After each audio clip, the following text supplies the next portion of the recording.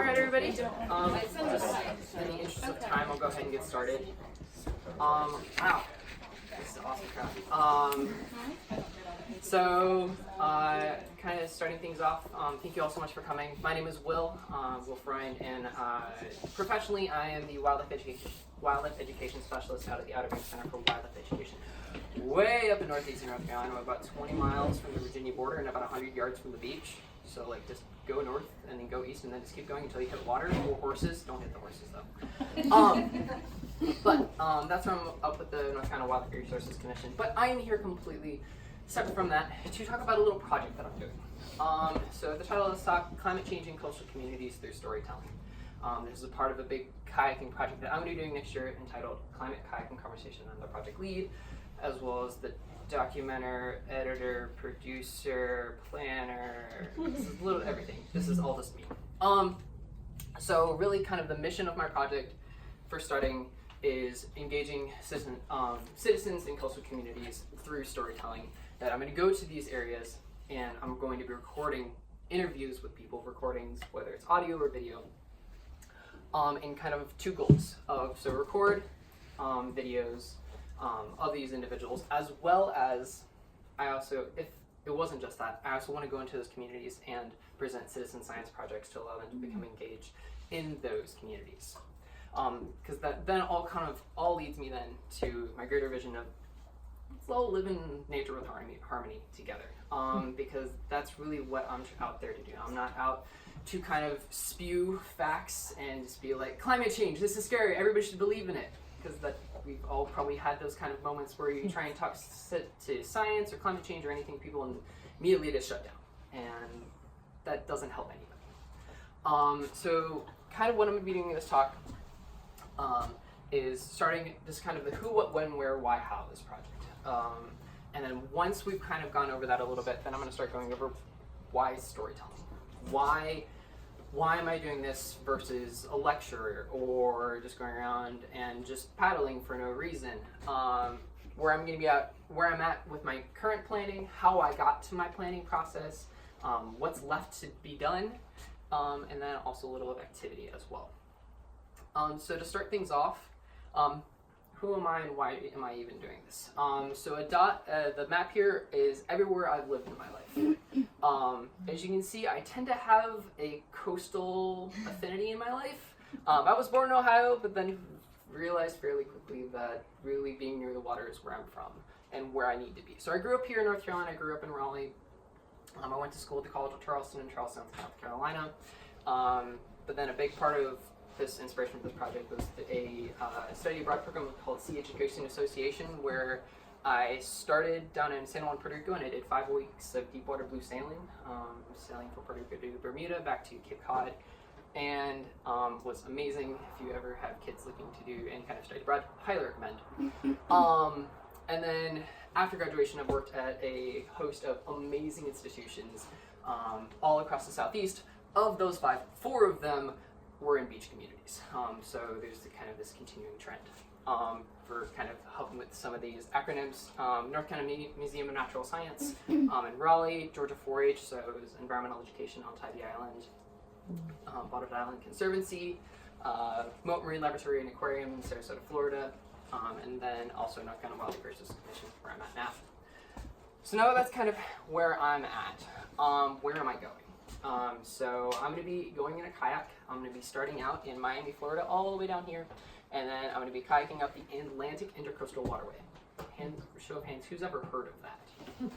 Okay, good. Has anyone ever been on the ICW? Okay. Oh man, that's even better. Okay, cool.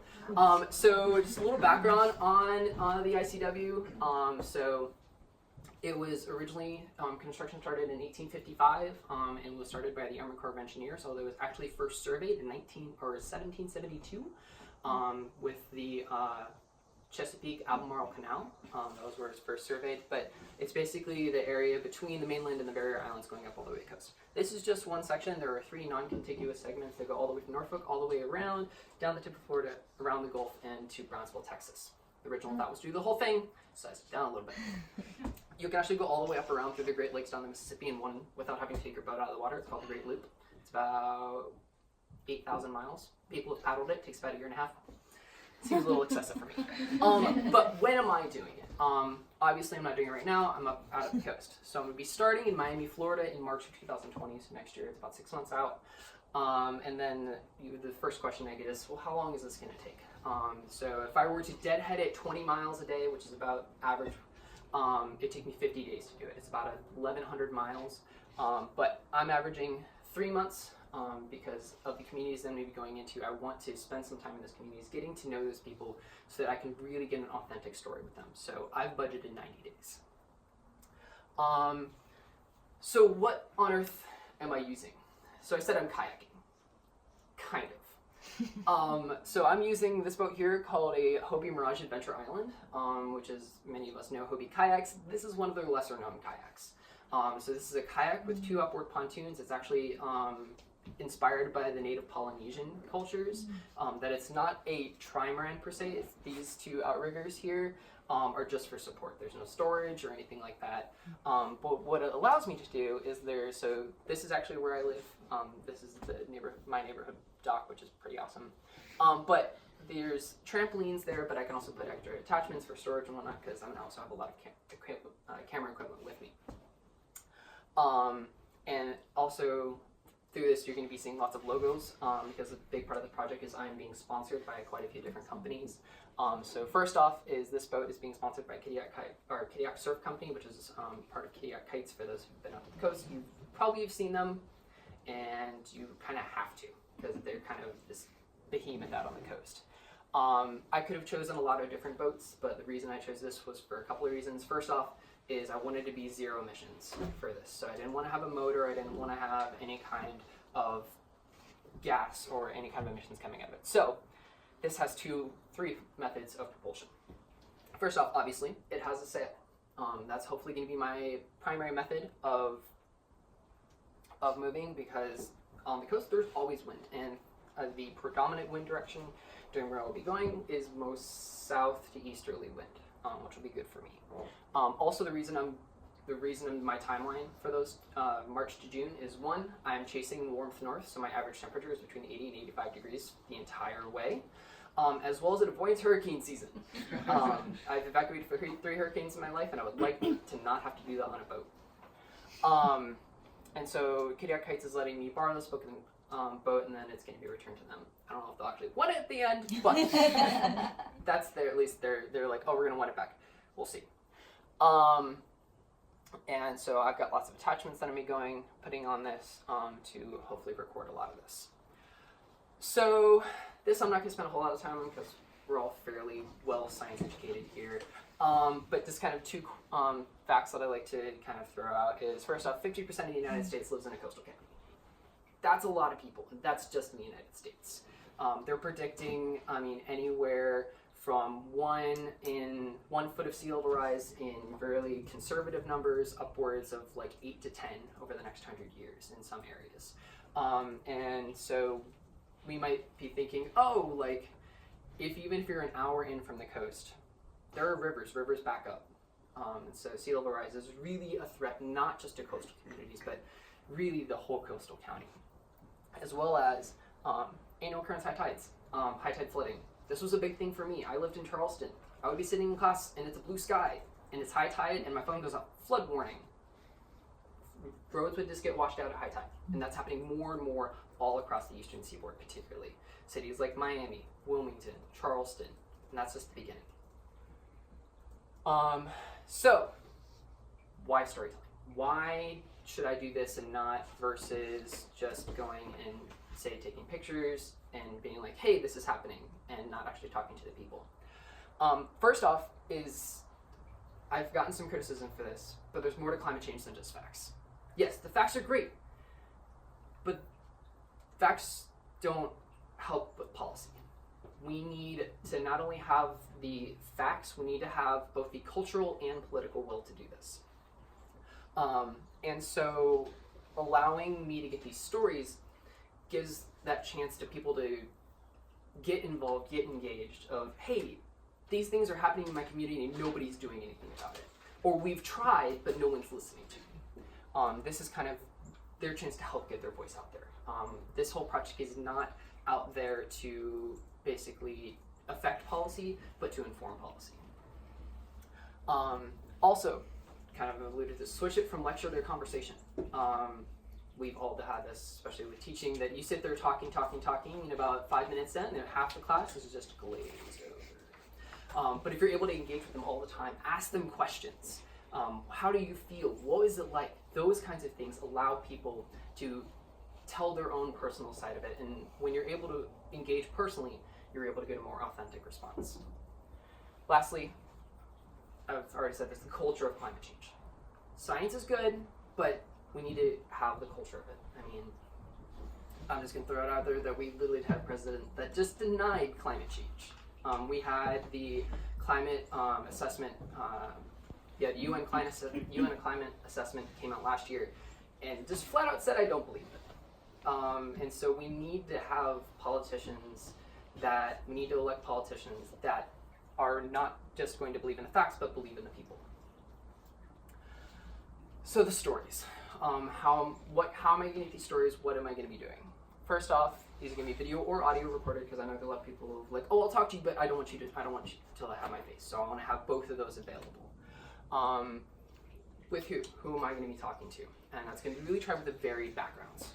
So local politicians, local activists, fishermen is going to be a big one.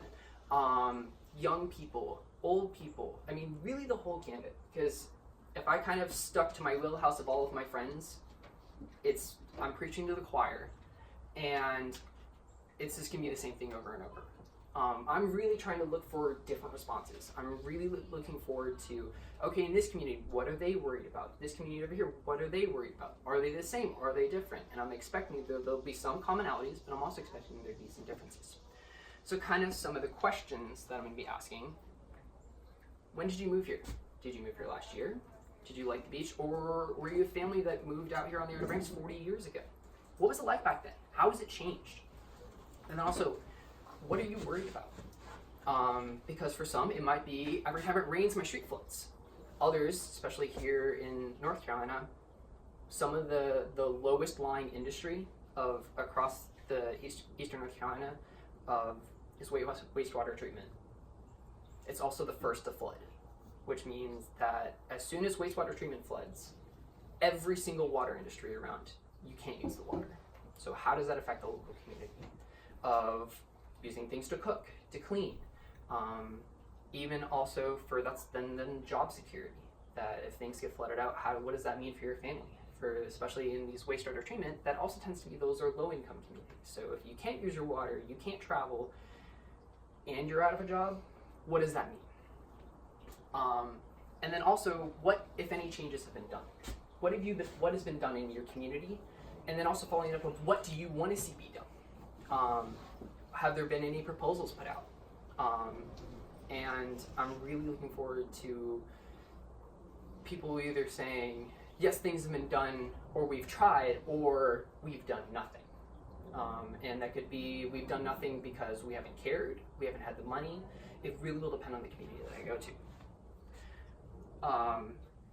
Now, coming over here, this is a lot of the video and audio equipment is being sponsored by a local video production company called Ignite Life, which is a part of Ignite Films, which is an old friend of mine out at the Outer Banks. That his whole mission is highlighting individuals that basically forego the 9-to-5 to make the world a better place.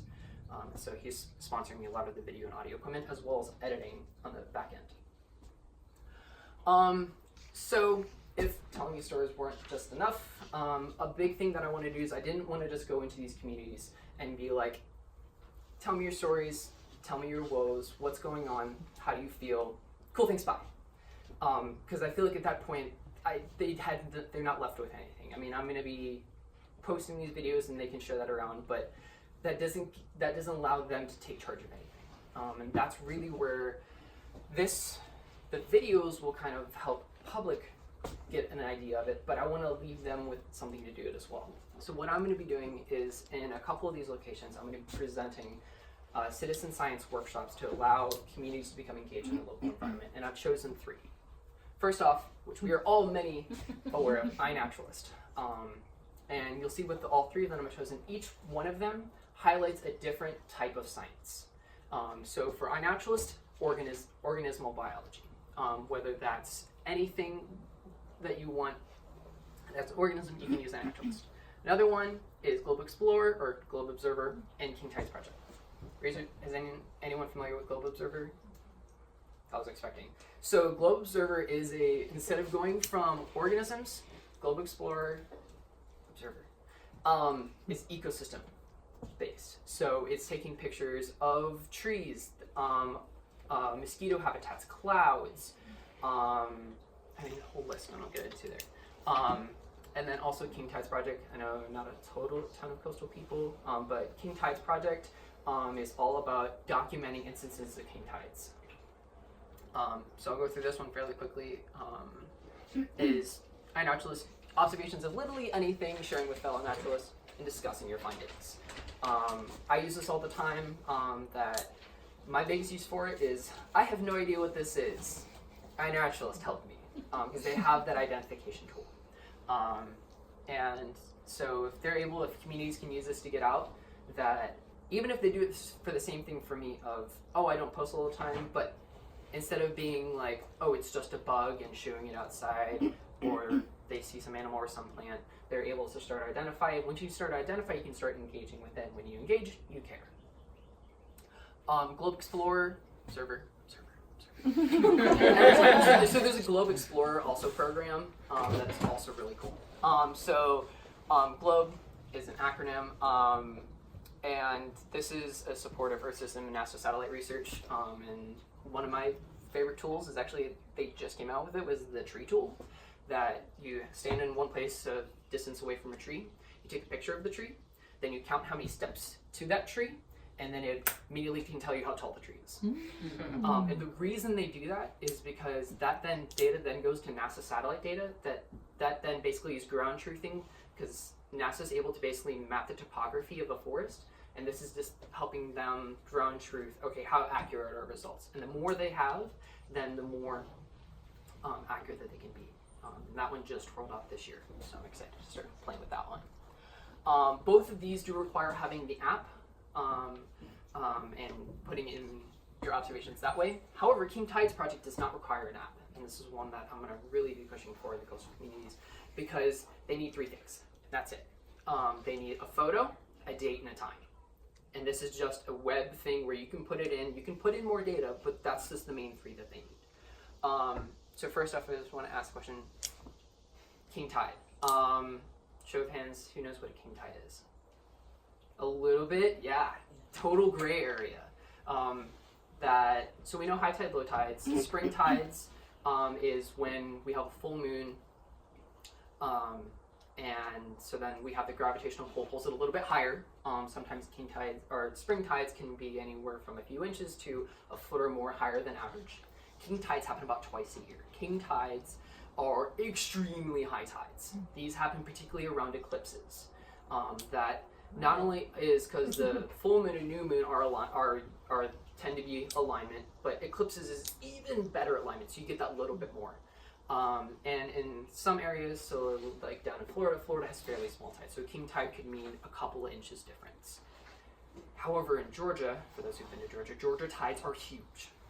Just the average tidal range in coastal Georgia is 6 to 9 feet. Throw in a spring tide, 10 to 11. King tide up to 12 feet.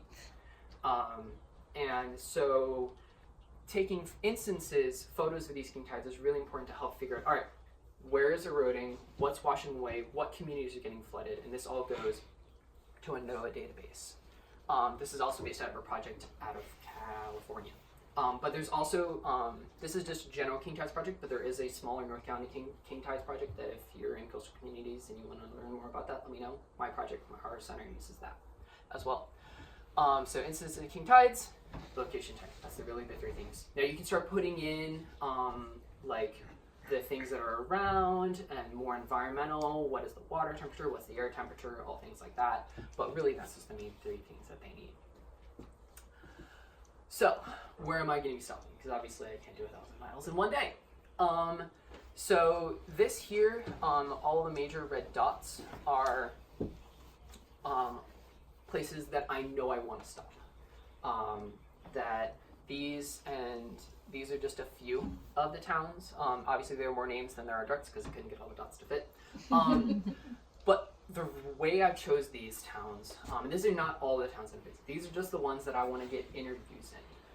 And many of them are like major towns, big cities, Myrtle Beach, Charleston, Norfolk, Wilmington, things like that, getting that kind of big city feel. But then there's also quite a few towns here that I had no idea existed. But the way I found them is there's a website called Surging Seas that they have a interactive GIS map that you can start and play with effects of sea level rise on communities. That you can anywhere from 1 to 10 feet. You can, it's on a scale. You can increment it by foot, and you can choose of what's the effect on this population at 2 foot sea level rise in terms of population, in terms of social vulnerability, in terms of wastewater treatment plants. I mean, it's a whole bunch of different stuff, and you can sit there and drag it and be like, who gets flooded out and who doesn't. So what I did to determine these towns, I went to the social vulnerability, which is kind of a combination of environmental justice, low-income communities, and a whole bunch of stuff. But I went to a 4 foot sea level rise, which is a totally plausible sea level rise by 2100. And I went and chose 2 or 3 towns that were at high risk in each state. Now, obviously, I'm going to be stopping many more places, but these are kind of the big ones that I want to hit. So, research and planning. How did I get here? First off, a lot of the science research, biggest thing, government reports, that climate assessment that the UN put out. Oh my gosh, that is an amazing document. If you hadn't, check it out. Do it because it is incredibly approachable. It's not like your general like science paper with just like pages and pages of documents. It's broken down chapter by chapter, really good infographics, and really user friendly. It's specifically designed to be web format. So if you're looking for anything climate assessment wise, check that out. And then lots of media articles. In terms of impacts, I had kind of alluded to this with the risk assessments, but then also just look at your local news because they're the ones that are talking about this more than anyone. And actually, NPR right now, this week, is doing, I think it's this week or next week? It's this week. This week. They're doing a whole week on impacts of climate change, as well as WRAL, which is in Raleigh with like 250 other local news organizations, and CBS are doing a whole partnership of doing more climate awareness programs as well. So it's going to be a big week, as well as it's Estuary Awareness Week, I think, as well, which is also super exciting. Today even. And then in terms of my paddling, I've done lots of paddling in my life, but this is 1,100 miles paddling. It's a little bit of a different animal. And so my biggest thing is that I don't have to do this all on my own. There is so much amazing, especially when it comes to blogs and forums and websites. There are guys that have done big trips like this before, and they have like, these are where I camped. This is the gear that I used. This is how I dealt with this situation. And especially with the boat that I'm using, there's an entire community around Hobie Islands that some of these people have modded the bejesus out of these things. That I've seen people put second sails on them, motors, full tents, boat biminis. I mean, it's amazing what these guys have done. So really using all of that to kind of inform myself. And then lastly, my networking. This project is not, I will say right up front, I did not do this by myself. This entire project has just been me going up to a bunch of different people and being like, hey, here's my project, what do you think? And I try and get as much of a diverse, I've talked to people in every single one of these categories. First one was my family, obviously. But every single kind of backgrounds. Everyone from state government to national government to artists, activists. And every single one of them is, hey, had you thought about this? When I first started, it was, no, I hadn't. Thanks for adding 3 more days to my work, but good to know. But I'm starting to get to the point now where more and more people are like, hey, have you thought about this? And I'm like, yes, I have. And that's kind of showing me of, hey, I'm starting to get somewhere. Now, obviously, money. We need to talk, like, I want to be transparent with this project. And so first off, I'm going to be raising money, and all excess proceeds for this project are actually going to go back to ENC, and specifically their mini grant program. This program they just launched this year, that is a $250 grant to any educators for whether it's materials or substitute or travel, anything like that. So really, where is this money coming from? So I'm looking at about a $15,000 budget. That number is actually going up a little bit. That needs to be updated. But it's coming in from four main sources: monetary donations that's coming through just family and friends, as well as a GoFundMe that I've had. But then also a big thing is in-kind donations, so like the video and audio equipment, and the boat, things like that, as well as me personally, I'm matching a lot of it. So I'm putting in a lot of my own gear, a lot of my own money to this project. Basically, like, you don't have to fund all of it. I'm helping out as well. And then how did I come to that number? It was both a lot of gear. Big chunk of that is gear, but then there's other things they may not necessarily like think about, of like website hosting. That's not exactly cheap. Like host a website, if you're looking at building a website, to host a website over a year is about $150. So that money has to come from somewhere. Travel and lodging, coming to conferences, all those things like that are all numbers that you have to put into it, that it's more than just the gear. And it's not even including food. So, now, this has been also my first project. So there was a lot of lessons learned. This is pretty much an entire crash course in business management, and I cannot be more thankful for it. First off, this is for anyone that is thinking to do a project. Anything that you are passionate about is worth doing. Now, with my project, I kind of jumped off the deep end, threw myself into the frying pan, got out, climbed back to the top, and jumped off again. I'm biting off a lot.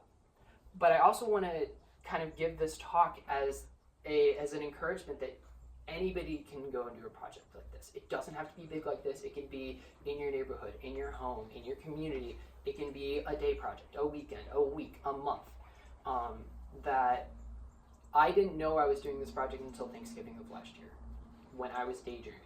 That's literally where this came out of, me daydreaming. And then someone said, what if you actually did that? And I was like, oh, well, I mean, I don't know. And they're like, well, what commitments do you have? And I'm like, nothing really. And they're like, well, I guess you're doing it then. And so from there, I kind of just committed. And so it really doesn't have to be anything that, it could be the lifelong dream you've had of like, oh, I've always wanted to do this. You can do it. That it just takes really that first step of, I'm going to do this. And more than anything, having a support network is one of the most important things. It doesn't have to be your family, it can be your friends, it can be a coworker, whatever it is, telling them, yes, you can do this. You can really do that, and people really do want to hear about it. I get tired, I think all the time, all I talk about is this project, and I apologize to anyone who's been talking to me this entire conference, that's literally all I talk about. But the thing is, people really do want to hear about it. It's really exciting. Also, grants. They have really long application timelines. So if you're looking to do grants, budget, year plus. That they can really take some time. But thankfully for me, a big part of this I just have to call out, speaking of grants, is for me, and since I have no conjoining company, people are not going to give things just to Joe Schmo for a project. So the big thing that if you're looking to do grants just by yourself, find a partnering nonprofit that they're going to basically sign off that, yes, we take liability for that. And for me, that is going to be Environmental Educators North Carolina. So they are my sponsoring nonprofit. And it goes for any kind of money donations, gear donations, grants, that all has to go through a nonprofit. Also, be a squeaky wheel. Call until they say no. Because especially if you're looking for gear sponsorships, like Patagonia, REI, Great Outdoor, they get thousands of these every year. And so the things you have to do is, 1, find something unique. 2, be open and honest. Don't just be like, hey, give me stuff. And just keep going. They get so many of them, it gets bogged down. And I've definitely run into that. But in the end, eventually someone will say yes. Don't just keep asking one person and wait and wait and wait and wait. Ask like 10 people at the same time, and then eventually one of them will get back to you. And also have everything ready at the first question, because time is money. And so for them, if you're able to walk in and be like, hey, I'm ready to, like, wanting to get sponsored, they'll be like, yeah, you'll need to submit a proposal. Literally be like, here. So that way you can't cut them off. So not actually physically cut them off, but like have everything ready. Have your answers ready, have your proposal ready, have your budget ready, have all that ready to go. You may not need it, but have it just in case that you need it. Some of the things that still need left to be done. I need more equipment. It's coming. Establishing direct contacts in communities. This is a big part that I'm totally not experienced in, but I'm slowly working on, is getting into those communities, being like, hey, who should I talk to? Getting into local community groups, local environmental groups, kind of establishing those contacts so that when I end up in those towns, I'm not just like a fish out of water. I can have somebody meet me at the docks. I'll be like, hey, welcome. Let me go have you meet this person. Here, let me go have you come stay at our facility, come talk at one of our facilities. Basically, build a relationship before I get there. And that's really going to streamline things down the road. Recording more stories and interviews.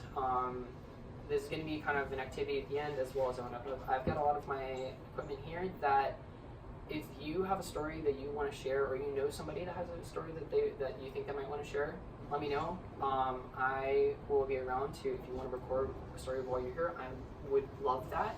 No pressure for anybody.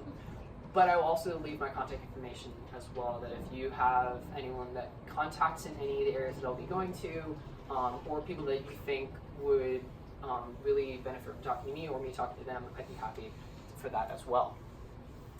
And then just get on the boat, because I want the boating to be second nature so that I can focus on everything else.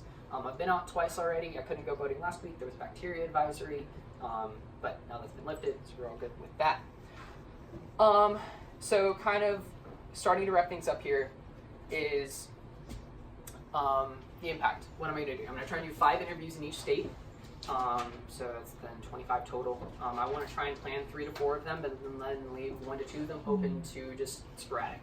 I'm having lunch on a bank somewhere and I start chatting with somebody, or I meet a fisherman, or I meet a local boater. Leave that open to, hey, I really like your conversation. Would you be open to having an interview? A big group of, I'm actually going to be, I'm technically boating the solo, but I will not be alone, because the ICW cruising community is huge, that people literally just go up and down the Intercoastal Waterway every year, that they spend their summers up north and winters down south. And I'm actually, when I'm going north is when everybody else starts going north. And actually, that's actually because of a tax law, that if your main resident is your boat, then you have to be north of Cape Hatteras, otherwise you get put in a higher tax bracket. So yeah, don't understand all of that, but I'm sure I will learn all about it. And then I want to do one of these citizen science workshops in each state that I visit. And so that's hopefully going to be partnering with local environmental groups. So I'm planning on contacting anything here in North Carolina, all sorts of places. One of them actually might be Walnut Island Conservancy. I've chatted with them a little bit.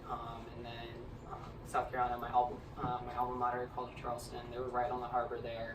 In Georgia, I want to be with the Georgia Forage Program most likely. And as well as down in Florida, there's the Loggerhead Sea Turtle Research Center in Jado Beach. So that's kind of my ideas right now. But that will definitely change. Video and photograph highlights along the trip. You guys can follow me. I've got all sorts of social media accounts and websites that I'll have at the end. And then also, this is all going to become a documentary. At least, we'll see. That's at least the goal, at least right now. I've never done one of these before, but I feel like it's the best way to preserve these stories. That each story will be individually archived, as then I'll also have highlights of each one, as well as video and kind of adventure stuff along the way. And I'm hopefully going to take that to documentary film festivals next year. So, kind of want to turn around. This is kind of my story. This is why I'm doing this. But I have a feeling that a lot of us have different stories of ways that climate change has impacted our lives as well. And I want to kind of open the floor here to anyone that's heard it. It doesn't have to be coastal. It can be anything from where you grew up to somewhere around here, and it can be in any subject. It can be environmentally, culturally, economically, politically, or personal stories that you have. Because the whole goal of this project, I just want people talking about it. Because when you start talking about it, you start caring. When you care, you want to take action. That I'm not trying to change the minds of everybody. I just want people talking about it. I know I'm going to get stonewalled by a lot of people because I'm going through some very small towns, rural towns, conservative towns.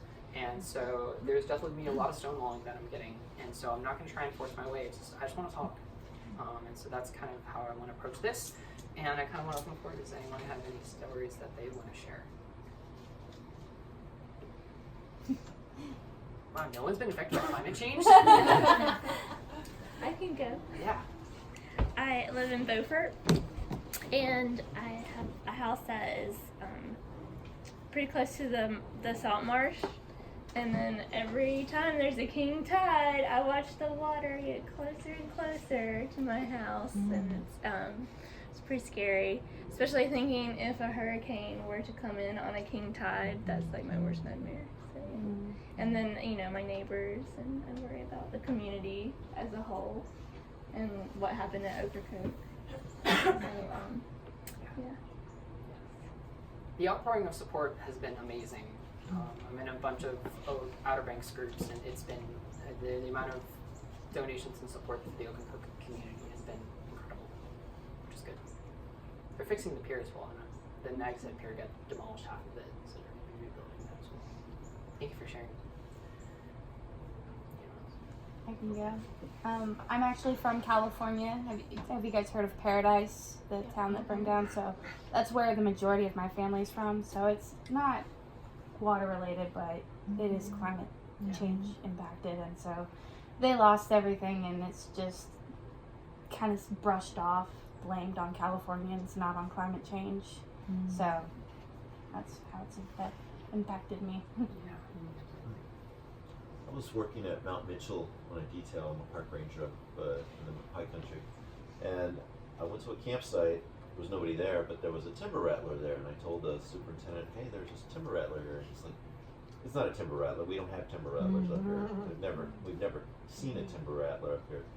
And we took pictures of it and identified it, and sure enough, it's the highest recorded timber rattler east of the Mississippi now. And kind of makes me think of that snake trying to make its way to a cooler climate, and it doesn't have anywhere else to go now. And we're seeing records of that all across the state of more and more species. I mean, there was an article that just came out with the North Carolina Wildlife Resources Commission that we had the highest number of wood stork nests ever in North Carolina. And yes, they're endangered, but also like normally wood storks tend to be farther south, and now we're getting more and more wood storks. Yes, that's good for the population, but also what does it say about the local climate as well? Well, and those sorts of things, especially with the citizen science, are really good ways for students to catch all that citizen science data that they're collecting. It's really valuable when you're looking at climate change. I mean, because it's real data.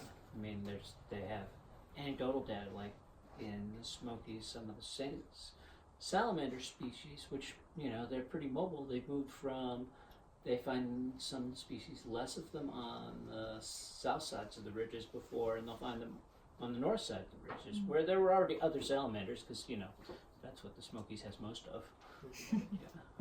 I want you to do a sub-documentary while you're at it.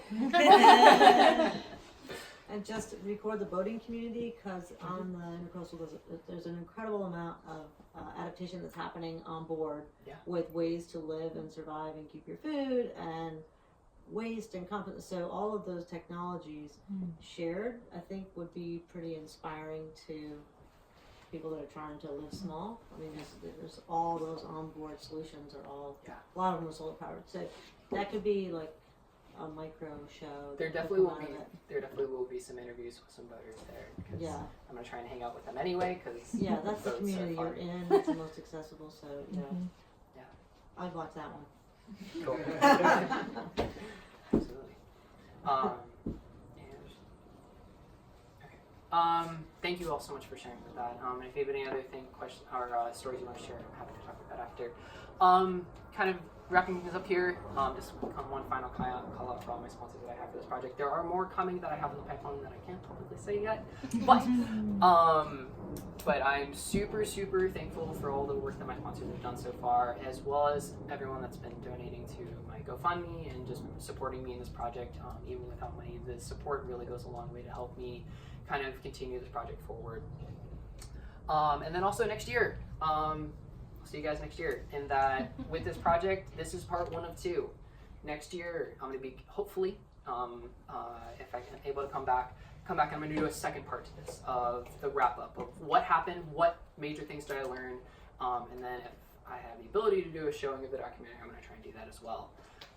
So keep on the lookout for that, and that's really all I have. And I just want to back one more. There we go. That the biggest thing I just want to finish this up with is go out, go on an adventure. We get stuck in our offices and our homes too often. I mean, I know Netflix is great, but go out, explore your local environment. Just go hike a local park. Those are there for your use, and they're entirely underutilized these days. Get yourself out, get your kids out, go on an adventure. Sorry, one more question. Is the Wildlife Commission giving you a sabbatical, or is your job going to come open? I bet people are wondering that too.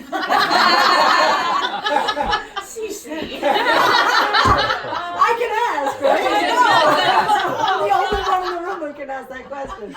So yes, my position will be opening up.